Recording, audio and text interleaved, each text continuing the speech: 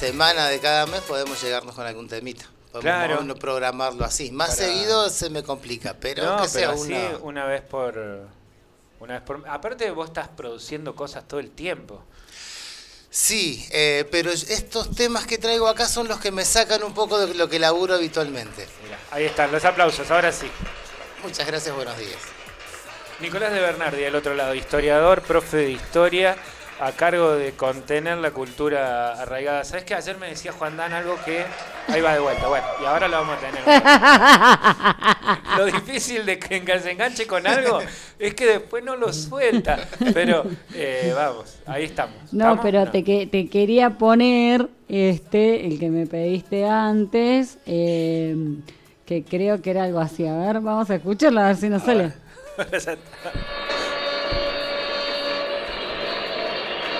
¡Ay, se me apagó el celular!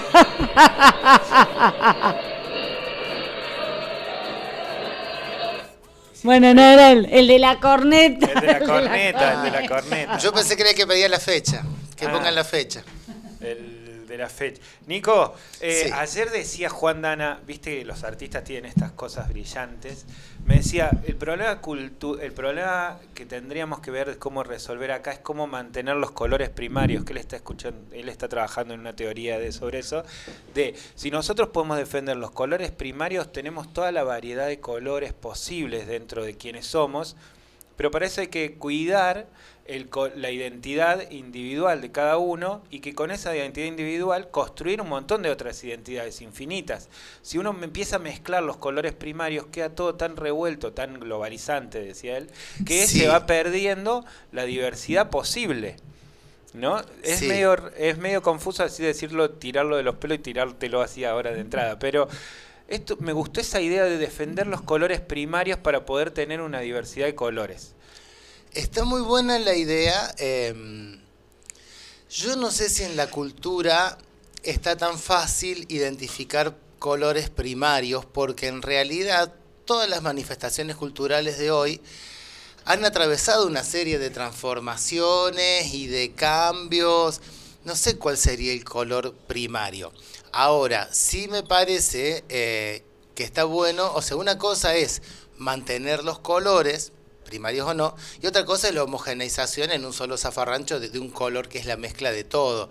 ¿Qué es lo que está pasando con la cuestión de la globalización? Exactamente, eso decía. Claro, tenemos 2 millones de años de historia como humanidad, entonces evidentemente color primario que puede ser andar con una piedra matando bichos por el campo de última, que fue una de las primeras actividades. Esas cosas han ido cambiando, las culturas han ido cambiando, pero a un nivel de comunicación regional que fue dando manifestaciones locales que se iban transformando, pero siempre iban guardando su especificidad, su localía, digamos, su regionalidad. A partir de los 90, la globalización, internet, esta cuestión de que vos podías tener... Yo me acuerdo, por ejemplo, cuando empecé a laburar, que era muy a principios del 2000, para usar algunas fotos en el aula, apelaba a las fotos que yo había sacado en algunos viajes que había podido hacer. A 3, 4 años después ya abandoné todas mis fotos y en internet tenías un montón de fotos y mucho más bonitas y desde arriba, desde abajo, desde el costado. Es como que se nos dio un acceso a una cultura universal donde la gente fue tomando esas cuestiones. De todas formas, la identidad es un proceso de creación bastante complejo y actúa a 2 niveles, a nivel personal y a nivel social. Es decir, como sociedad hay una identidad determinada, una serie de costumbres, creencias, manifestaciones, y a nivel personal podemos tener, a veces, o sea, algunas son inevitables. Por ejemplo, el idioma que hablas te define el mundo y nadie eligió el idioma que habla. Te lo enseñan de prepo cuando sos chiquitito. No podés decir, no, yo no quiero hablar castellano, pues no podés ni hablar. Claro. Entonces hay una serie de manifestaciones que se van trasladando de lo social. Y después también se construye, hay una antropóloga muy interesante que se llama Claudia Briones, que ella habla de puertas abiertas y puertas cerradas. Uno construye su identidad abriendo ciertas puertas o cerrando otras. Por ejemplo, vamos al tema del fútbol. vos vas a encontrar en la calle gente con camiseta, no sé, del Bayern Múnich, del Barcelona, ahora del Inter de Miami, pero no vas a encontrar gente con camisetas de un equipo chino, o es muy raro. Y el tema es que no conocen equipos de China. Claro. Por eso, el Inter de Miami, desde que está Messi, te lo pasan por televisión, los otros te los venden. Ahora, vos ahí abrís las puertas a lo que conoces. Lo que no conoces no podés acercarte. Y dentro de lo que conoces, si sos hincha de River, no te vas a poner una camiseta de Boca. Esas puertas las cerrás. Si los de Boca hacen tal cosa, bueno, yo no lo hago porque yo me defino por la oposición. Igualmente en la política, lamentablemente ahora se está jugando mucho así. Muchos se definen por lo que dice el otro. Y se exacerba eso como una salida sencilla, digo, como que nos ponemos más vagos en ese punto de, bueno, como no quiero pensar mucho, es como más, y desde la comunicación mucho más eso, ¿no? Te defino, sí. Bueno, definime vos. Bueno, sí, Heidegger decía que la mayoría de las personas no habla, sino que es hablado.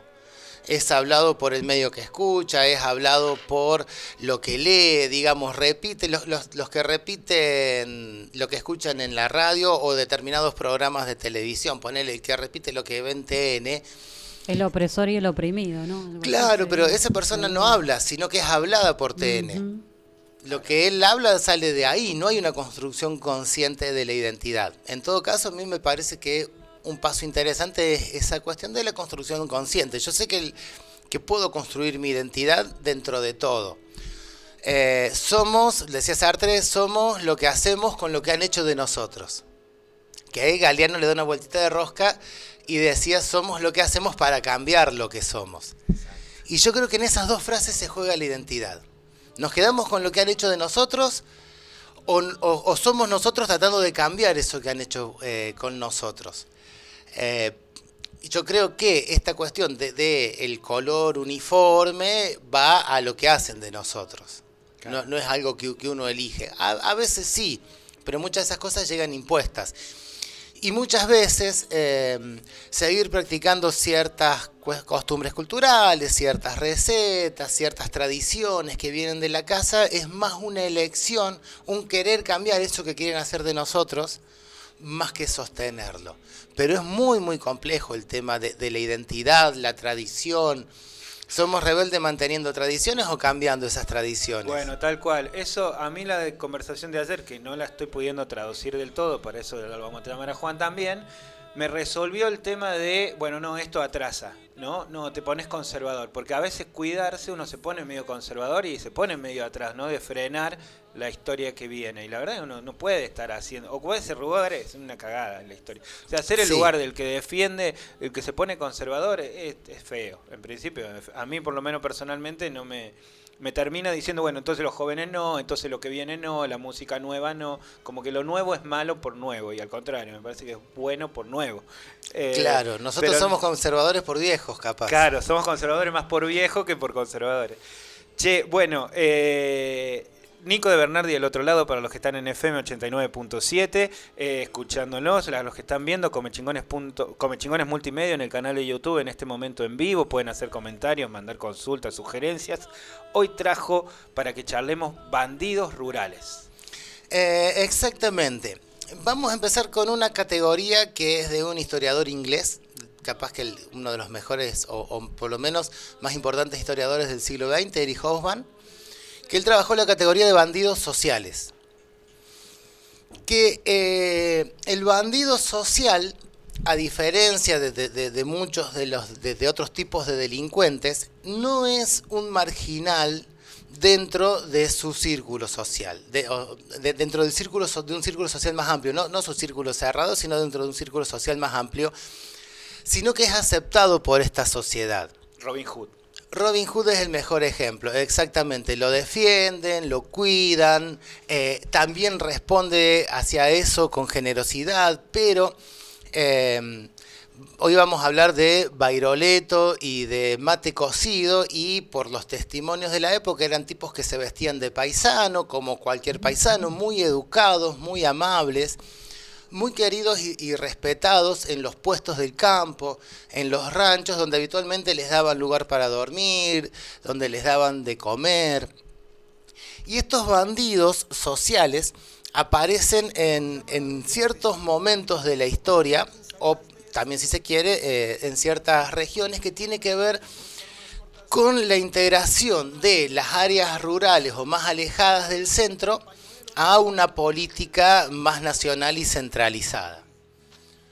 Por ejemplo, nosotros acá podemos identificar, bueno, acá hay una historia muy larga de este tipo de bandidos sociales o bandidos, acá son bandidos rurales porque esa integración siempre se hizo sobre las áreas rurales, ¿no es cierto? Pero podemos reconocer una tanda, por ejemplo, entre 1860 y 1880, cuando se da la conformación del Estado Nacional, las últimas peleas contra las montoneras, y ahí aparecen bandidos, no exactamente en esta zona, pero sí cercanos actuando en esta zona, como por ejemplo Santos Guayama, Martina Chapanay. Ellos venían, ellos no porque eran jóvenes en ese momento, pero sus sociedades venían de un mundo más colonial, más productor hacia el mercado interno, y con el auge del modelo agroexportador y la presión para incorporar esas tierras al modelo agroexportador y a la mano de obra como mano de obra barata y explotada, ciertos personajes emergentes se oponen a eso y justamente por oponerse a eso quedan fuera de la ley, y a partir de ahí van a una vida de atracos, robos, secuestros en algunas oportunidades como una forma de financiarse. En donde estaba mucho más claro que la ley era la que definía los intereses que se defendían en esa ley. La ley la hacen los sectores dominantes de cada sociedad. Exacto, por eso. Viste y que los a veces intereses que defienden son los propios. A veces cuando se discute en los medios o en todos lados dentro de la ley todo y qué sé yo, bueno, la ley en ese momento claramente estaba para defender intereses de las clases que querían venir a hacer cosas en esta parte de la tierra. La ley sigue en manos de un grupo de gente, si nos vamos a la Cámara de Diputados y de Senadores, que son los que hacen las leyes, son muchos de los apellidos que vienen de hace 200 años o enriquecidos después de la última inmigración, en general abogados, familias emparentadas entre sí o asociadas en algunos negocios, no todos legales, capaz más que uno, claro. Más de algunos negros. hasta que se hicieron diputados. Exactamente, pero la ley la hacen ellos. Más por el lado judicial, el Poder Judicial me parece que es el que más tiene el poder. Mira, si malos empresarios. No, pero las leyes las hace el legislativo. El judicial después se combina y lo hace cumplir. Pero si vos llenases la Cámara de Diputados de gente que viene de las villas y de los pueblitos más chiquitos del interior, yo no sé si tendríamos las mismas leyes. Claro. Otra sería la legislación, tal cual. Por eso la disputa de la democracia. Che, bandidos sociales entran fuera de la ley. Vamos a la historia. Vamos afuera de la historia. Hay un primer momento que tiene que ver justamente con esta conformación del Estado, y ahí quedan, bueno, Martina Chapanay, también se lo va a tratar así el Chacho Peñalosa, capaz que uno de los más conocidos, más allá que Chacho Peñalosa no robaba, sino que fue un caudillo que resistió a la autoridad central. Pero tanto Martina Chapanay como Santos Guayama actuaban con Martina, mujer. Martina, mujer, hija de un cacique huarpe. Mirá. Mujer brava. Ya vamos a contar las historias. Acá una señora de Talita, de acá norte de San Luis. Este lo mandó Cuello de eso. Ya de acá. De los caciques huarpes, que eran así también. Exactamente. Bueno, Guayama también era huarpe. Contaba acá una señora de Talita, del norte de San Luis, acá cerca, que Martina en un momento raptó a su abuelo porque dice que era lindo, ojitos claros, y se lo llevó, porque al hombre que le gustaba, Martina se lo llevaba. ¿A su propio abuelo? Muy bueno. Al abuelo de ella, sí, que después se pudo escapar, que pocos escapaban con vida, pero él pudo. Hay varias historias, ya las vamos a traer. Muy bien, después vamos a... Ahora nos vamos a ir un poquito más allá. Integrados estos territorios, el paso siguiente fue la conquista del desierto hacia el sur y del Gran Chaco hacia el norte. Y en estos espacios van a aparecer Bairoleto en un principio en la Pampa, que no era provincia, era territorio nacional en ese momento, y Mate Cocido, él nace en Tucumán, es tucumano, pero después se termina yendo al Chaco a actuar. ¿Y Bairoleto de dónde era? Él nació en Santa Fe, o sea, de una familia de inmigrantes italianos, no me acuerdo si eran piamonteses o friulanos, pero italianos. Nace en Santa Fe y a los 4 o 5 años se van a vivir a Castex, a Eduardo Castex en La Pampa. Y se van a ir convirtiendo en leyendas. Si quieren que hablemos del principio, Bairoleto se va a criar en esta chacra trabajando con el papá, con los hermanos, hasta que entran en disputa por una pupila de un burdel con un policía de la zona. Aparentemente esta chica de nombre Dora le correspondía a Bairoleto, pero bueno, ella trabajaba, entonces le alquilaba a cualquiera. Hay un entredicho entre Elías Farach, este policía, y Bairoleto, entonces ahí nomás lo lleva preso por discutir. Es la época... ¿Por qué se disputaban esta mujer? Porque se disputaba esta mujer y porque estamos hablando de la década del 20, la década del 30, es el momento de las policías bravas. Las policías en ese momento no tenían prácticamente control, es cuando se empieza a utilizar la picana eléctrica, era una policía violenta y corrupta. Y muy corrupta. Muy corrupta. No cambió nada. No cambió nada, pero esa corrupción es lo que le va a ayudar tanto a Bairoleto como a Mate Cocido. Muchos de los comisarios de los pueblos del Chaco estaban arreglados por plata con Mate Cocido, entonces hacían la vista gorda. Bairoleto en realidad tenía más conexiones con lo que es el ala irigoyenista del Partido Radical. Más de una vez va a ser como... no matón, sino como guardaespaldas, podríamos decirlo, no me sale ahora el nombre, como un guardaespaldas de algunos punteros políticos irigoyenistas, y estos políticos le arreglaban algunas situaciones con algunas policías, por lo menos locales, y eso le aliviaban un poco la situación a ambos. En el caso de Bairoleto, bueno, este policía lo detiene. Dicen que lo tortura durante toda una noche, incluso hasta lo monta como si fuera un caballo con espuelas, clavándole las espuelas. Después hay un relato de una hermana de él que dice que eso fue otra vez que cayó preso, no fue esa vez, pero bueno, sí es cierto que le pega y lo tortura toda la noche. Cuando sale, va al burdel a buscarla y por atrás se le va este policía y lo empieza a agitar de vuelta y nomás Bairoleto saca un revólver y le pega un tiro en el cuello y queda ahí muerto. Bairoleto era un excelente tirador, va a tener medalla de honor cuando él hace el servicio militar obligatorio, la colimba, va a tener medalla de honor en tiro, y según dicen practicaba poniendo las botellas de frente y embocándole la bala por la boca y rompiéndoles el fondo. Bárbaro. Tremendo. No sabés si tenía puntería. O sea, vos decís, entraba por acá y salía Por acá. ¿así? Sí, la ponía de frente, la ponía así. Ah. Más vale que lejos. Por Qué el pico la boludo. metía. Mira lo que pensaba yo, que entraba así. Que doblaba, lo hacía doblar así, le hacía un efecto de doblar. A tanto no llegaba. Qué difícil. Pero bueno, Era para meterle humor a la charla. eso lo sabía la policía, y de hecho hay una anécdota de que lo andaban buscando una patrulla y se habían dividido para encontrarlo en el monte. La zona donde actuaba Bairoleto, el oeste pampeano, cerca de Mendoza, Río Negro, sur de San Luis, es una zona de montes de Caldén. Es con parecido al algarrobo, ¿no es cierto? Es primo del algarrobo, pero no hay tanto matorral abajo, sino que es más pastizales.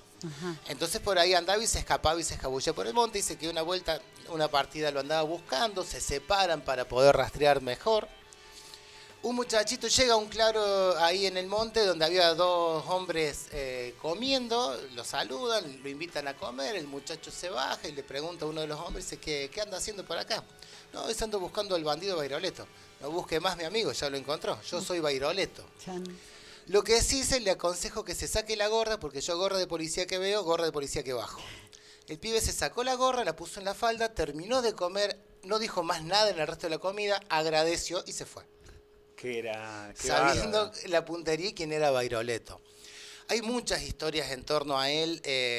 Por ejemplo, en otro momento que habían robado en Castex con dos compañeros más, andaban escapando entre los médanos y los caldenes.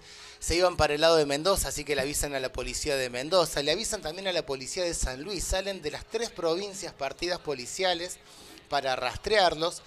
En un momento los ven arriba de uno de estos médanos, entonces ya empieza, creo que esa fue la partida de de La Pampa, los ve arriba de los médanos, empieza a galopar. Cuando pasan el médano ven dos figuras arriba del médano siguiente, entonces ya le meten desesperado porque se les iban yendo, y cuando van llegando a las figuras empiezan los disparos desde el costado. Lo primero que hace la policía es tirarle a estas figuras que no eran más que muñecos de paja y trapos. Habían, toda una estrategia. Mientras que desde el costado Bairoleto les iba matando los caballos. Salvo este primer policía, no volvió a matar gente. En teoría, hay algunas cuestiones, hubo algunos robos con muertos, pero también hubo un momento en que cuando ya Bairoleto era muy famoso, se hacían robos por ahí, todos le decían que era Bairoleto, pero lo constatado de sus robos, él no vuelve a matar a nadie, y eso se los aclara también a los cómplices que roban con él. A los dueños robaban muchos boliches, tiendas, para repartir telas entre la gente, sombreros, alpargatas, ropa. Y siempre con el lazo los enlazaban y los maniataban, nunca un tiro. Recordame dónde, qué zonas. Y estaban en todo lo que es de La Pampa, de la ruta 35, creo que es la que va de Río Cuarto a Santa Rosa. Bueno, de esa ruta para el oeste, como la 148 para el sur, Victorica, Santa Isabel, hasta Alvear en Mendoza, hasta cerca de Neuquén, Chipoleti, Río Negro, una Catriel, zona... toda esa zona. Exacto. El desierto también. Todo lo que es la parte más desértica. Claro. En esa Entre zona Bariloche se movía. ya entraba a la Patagonia. Exactamente. Incluso ha andado también por los Andes, por las montañas, por ahí cuando se tenía que guardar, claro. Se iba y quedaba un par de semanas o un mes o 2 meses boleando guanacos o avestruces, comiendo eso hasta que podía aparecer. ¿Y quién te dice que no se fue para el lado de Chile también? Andás a ver, ¿no? No hay noticias, pero sí, o sea, hay un montón de cosas que no se saben de Bairoleto. Pero bueno, ¿por qué Bairoleto en la categoría de bandido social? ¿Por qué era tan respetado por la gente? Porque hay acciones que se cuentan, por ejemplo, que esta se cuenta en 2 o 3 lados de Bairoleto y también en el Chaco de Mate Cocido. De una viuda o una familia pobre que se le vencía un pagaré, entonces dice, ¿cuánto es? ¿Y cuándo se vence? Le dicen el 15 de septiembre y es tanta plata. Entonces venía el 14, les daban la plata, mira, acá tenés la plata para levantar el pagaré. Lo que sí, vos asegúrate que era un turco en uno de estos relatos prestamistas, que el turco te dé una boleta, un recibo. ¿Qué pagaste? Que pagaste. Entonces le pagaban al turco y cuando el turco salía a los 200, 300 metros del campo, lo asaltaban y recuperaban el dinero.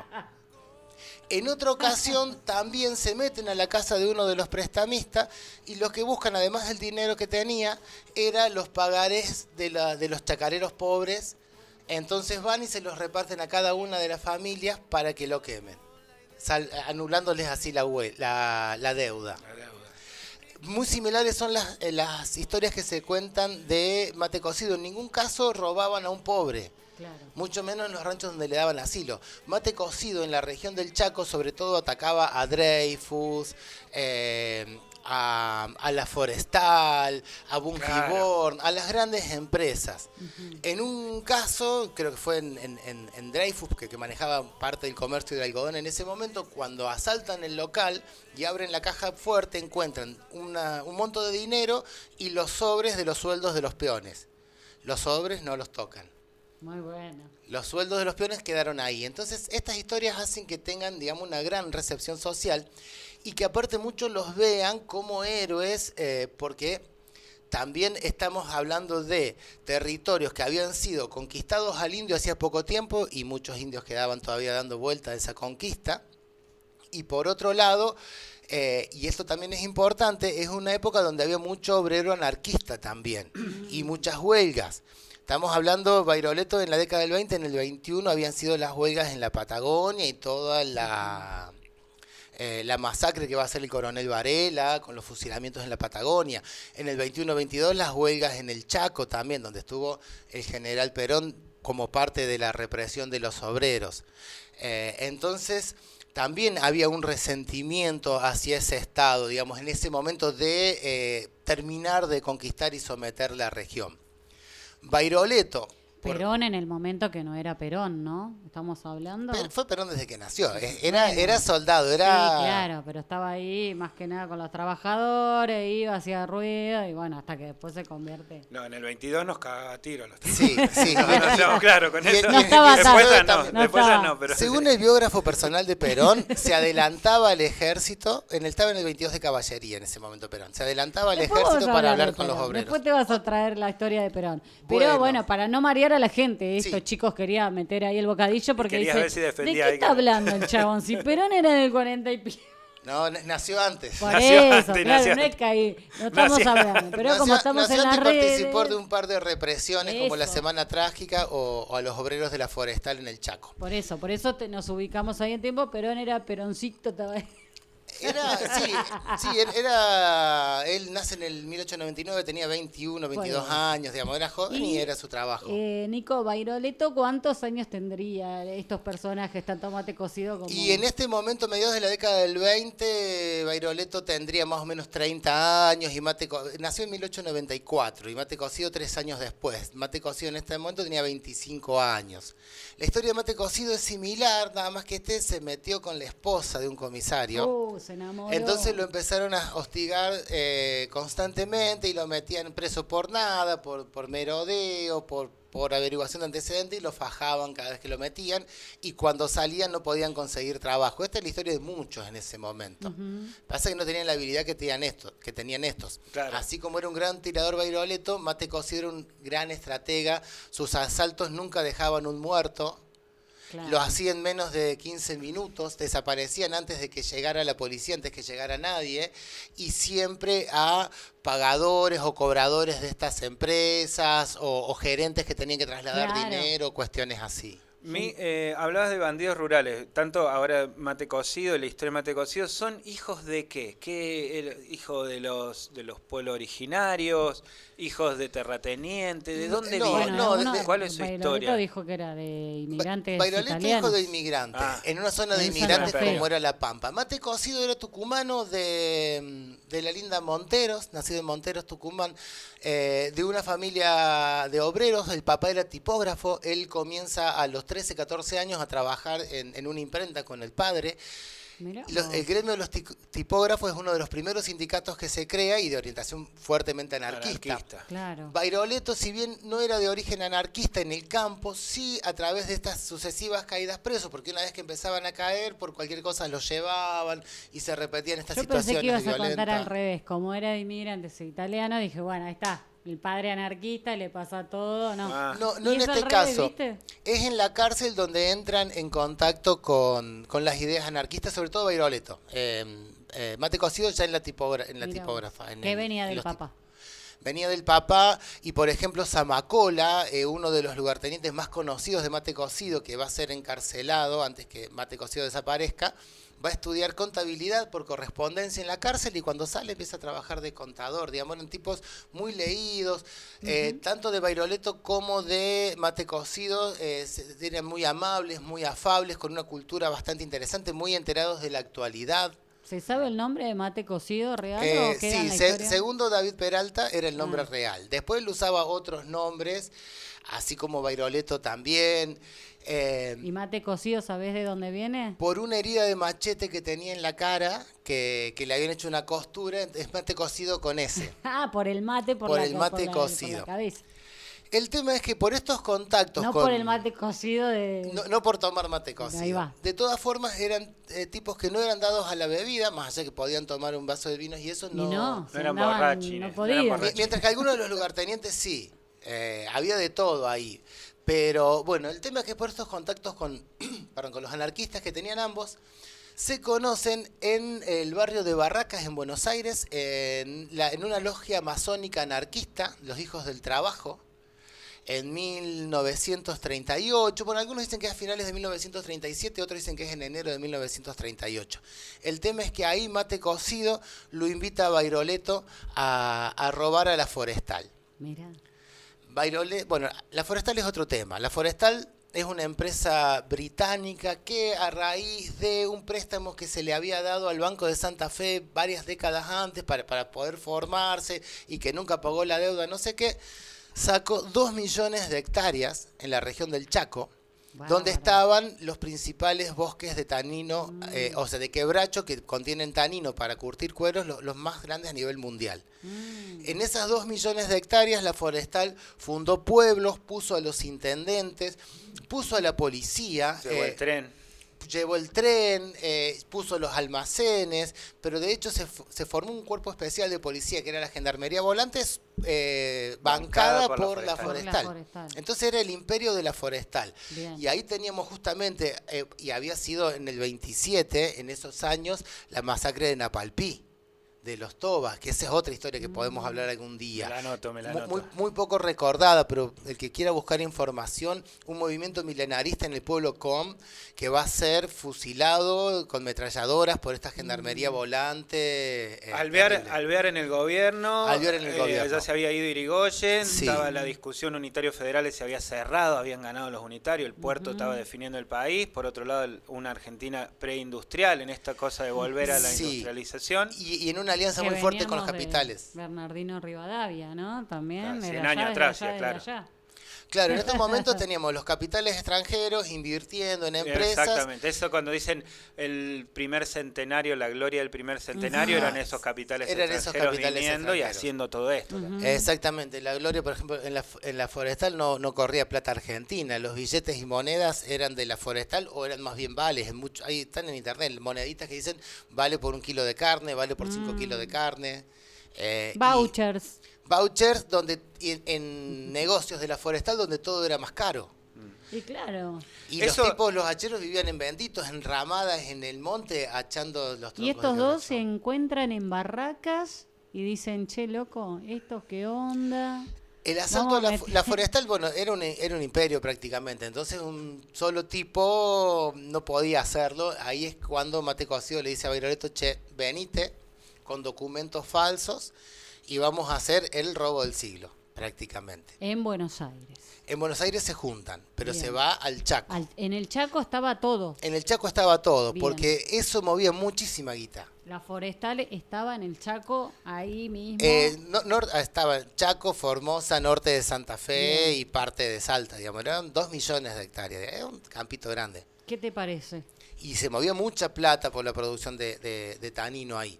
Entonces, Bairoleto se va con un documento falso, de todas formas parece que hubo una delación, porque cuando van llegando a un pueblo ella empieza a notar movimientos raros y gente armada y que el tren empezaba a bajar la marcha. Iba con 2 compañeros más y le dice, muchachos, agarremos las valijas y saltemos acá antes de llegar. Y cuando saltan los empiezan a tirotear. Entonces medio se defienden a los tiros y se meten en el monte, van hasta un puesto, después asaltan un auto en un camino, se llevan el auto y así llegan a Resistencia, donde se tenían que encontrar con un hombre de un pañuelo rojo en el cuello, que era el que los llevó ante Mate Cocido. Mate Cocido, dijimos, era un gran estratega y había pensado el robo más grande hasta ese momento, que era a un pagador de una empresa subsidiaria, porque tampoco es nuevo esta cuestión de que una empresa tiene otras empresas que otras que facturan, entonces van lavando guita. Esta empresa subsidiaria se llamaba Quebrachales Fusionados. Hacen toda una logística, Mate Cocido en eso los seguía, los buscaba, los miraba, no sé qué, deciden de que este gerente iba a buscar 13.000 pesos desde ese momento al banco, que era un montón de plata. Era muy difícil asaltarlo ahí porque estaba con custodios en el banco, no sé qué, deciden frenarlo cuando iba saliendo ya del pueblo en viaje hacia Puerto Tirol.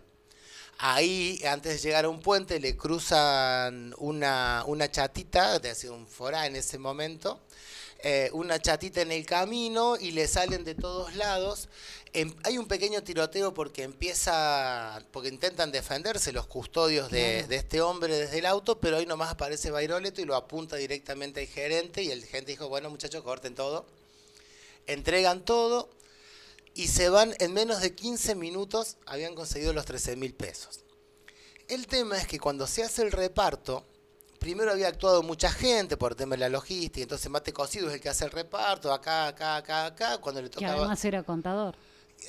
No, ese era Zamacola, Ah. su socio. Pero Bien. en este momento Zamacola había caído unos meses antes, había venido a Córdoba y quiso pasear por el centro y se se sentó a lustrarse los zapatos frente a la catedral y ahí estaba la policía al lado y lo reconocieron y a estudiar de contador le dijeron. Así que no estuvo en ese asalto Zamacola. Bueno, Se entonces vino la mate repartija. cocido, Cuando empieza a repartija. repartir la plata, eran muchos los que Estaban habían reenganchados. participado. Sí. La plata es cada vez, o sea, era poca y encima Bairoleto y a sus amigos les descuentan los pasajes, la estadía. No te lo puedo creer. Entonces era muy poca plata. Ya ahí Bairoleto quedó cruzado. Quería hacer otro asalto, cae un informante, porque muchos obreros anarquistas que trabajaban ahí en la Claro. forestal eran informantes de estos Bairoleto dos. y de Mate Cocido, a una oficina donde iba a haber mucho más dinero incluso concentrado. Mate Cocido no quiere participar porque considera que es muy pronto, estaban buscándolos por todos lados, no sé qué. Y Bairoleto decide armar él la banda con gente de Mate Cocido y su propia gente para ir al asalto. Pero cuando llegan, los estaban Era esperando. una emboscada. Se arma un tiroteo y encima muere uno de los custodios, no, era un mayordomo de ahí de esa sucursal de la empresa. En el tiroteo lo bajan y tienen que huir sin el botín. Entonces ahí ya salió todo mal. Muy enojado Mate Cocido porque en ninguno de sus asaltos había habido un muerto. Mal Bairoleto, porque Bairoleto tampoco, cuando lo seguían las partidas, que hay varias de estas situaciones, él apuntaba a los caballos.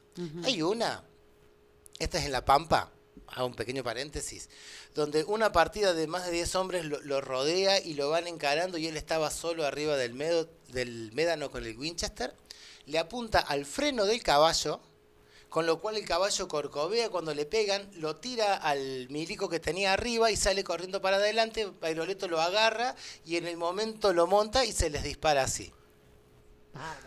Ese nivel de leyenda era Bairoleto. La cuestión es que les había salido todo mal. Y ahí ya se enemistaron y dice, bueno, esto así no puede seguir. Bairoleto ya había intentado retirarse, de hecho él llega a Buenos Aires viviendo en el norte de Río Negro con otro nombre como viajante de pieles. Él iba a cobrar a Buenos Aires las pieles de zorros que cazaban los vecinos. No, ya no hacía más asaltos por esa zona. Pero bueno, decide ir a la forestal por el dinero que había. Entonces ya después de esto él se retira y se va a vivir a la zona de General Alvear en La Pampa, con el nombre de Francisco Bravo. Tenía ya una mujer, se habían conocido, se habían ayuntado, había tenido una hija, después van a tener otra y se van a instalar ahí en la zona de La Pampa.